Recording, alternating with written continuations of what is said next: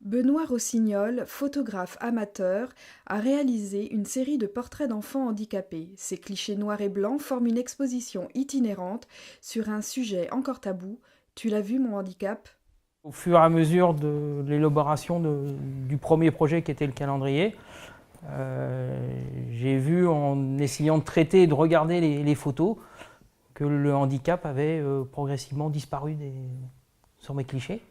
Et c'est là que je me suis dit, faut aller plus loin qu'un calendrier. Il faut aller faire passer un message que parfois, si on veut, on peut très bien pas voir le handicap. Et c'est pour cette raison qu'est née l'exposition. Ce qui m'a beaucoup surpris, c'est la première fois où j'ai rencontré les enfants, Mathéo, Guillaume, Enya, qui sont rentrés dans le studio qu'on avait improvisé chez la présidente de l'association. Je me suis dit, comment je vais faire pour arriver à les photographier? Ils ont un handicap, est-ce qu'ils vont tenir sur un tabouret, un fauteuil? Est-ce qu'ils vont tenir debout? Quelle position je vais pouvoir prendre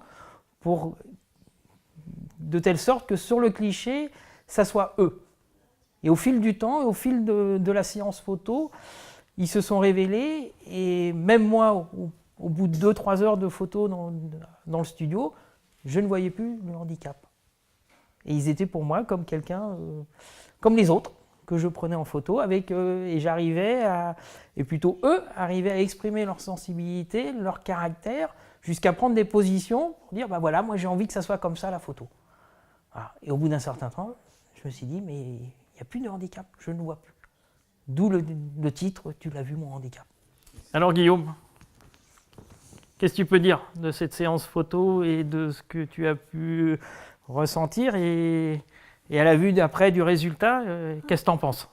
C'était bien parce que on prenait des pauses à chaque position et on faisait bien la pause parce que je trouvais qu'il y avait des moments où ça allait bien.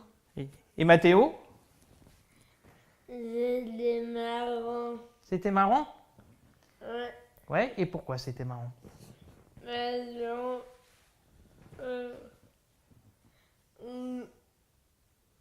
On prenait des bus Ouais. et on le voyait dans l'écran. Ah oui, parce que lors des séances photographiques, ils pouvaient voir la photo que je prenais parce que j'avais on va dire un répétiteur sur un écran d'ordinateur. Je faisais passer l'appareil et j'enregistrais les photos sur l'ordinateur et ils se voyaient aussi sur l'ordinateur. Ce qui faisait qu'ils pouvaient se corriger aussi en même temps. Et ils ont pris comme ça aussi, en se voyant, ils se disaient non, je ne veux pas être comme ça, je vais être comme ça. Et ils se sont corrigés, et ils ont pris des positions pour dire moi ça me plaît, je voudrais être comme ça sur les photos.